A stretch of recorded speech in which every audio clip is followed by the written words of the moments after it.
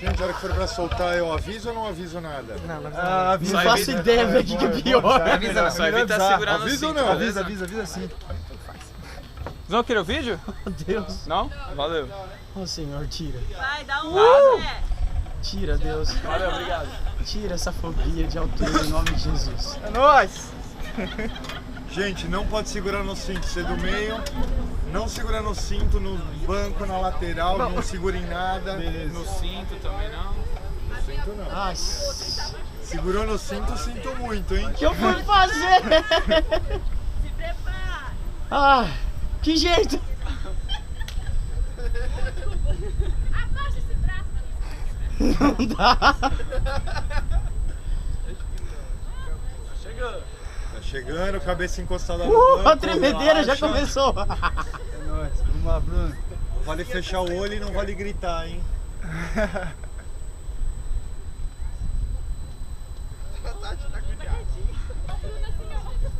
Tô olhando só pra três, hein? estrelinha ali, ó. Ele tá assim, ó.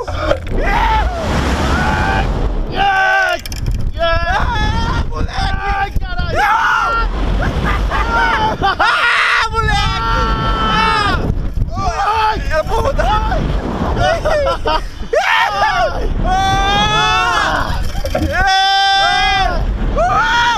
Ai, vai acabar logo! Ai! Ah, moleque! Não para mais!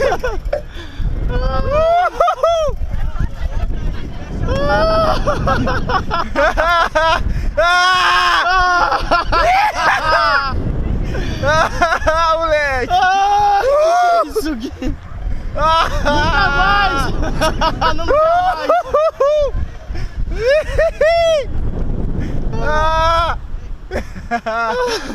Foi boa! Quem é o machão da rede? Quem é o machão da rede? Não sei. Quem é o machão da rede? Quem é o machão da rede? Quem é o machão da rede? Quem é o machão da rede? Passa por Pô, o cima pra casa negócio ainda. rodou, velho. Era pra rodar esse negócio? Era. Não rodou no de ninguém, só nossa. É óbvio, eu tô aqui, eu peso nada. Nossa, dá um Caralho, tô formigando tudo nos meus braços, velho. Isso é quase um infarto. Mano, foi de olho. Ah, agora eu quero ficar aqui em cima, ó. Cabeça, eu quero pra minha casa, quero dormir. Nossa, agora eu quero ficar aqui. Doideira, maluco. Nossa, que Senhor, que é isso, cara? tô nervoso demais. Tá vivo! Ah, agora... Grita, Bruno! Bruno tá estático. Olha a cara dele. Nossa. E aí, gente, gostaram? Não. Doideira. Que doideira. Acabou Ô, o medo louco, das cara. alturas? Acabou o medo? Acabou.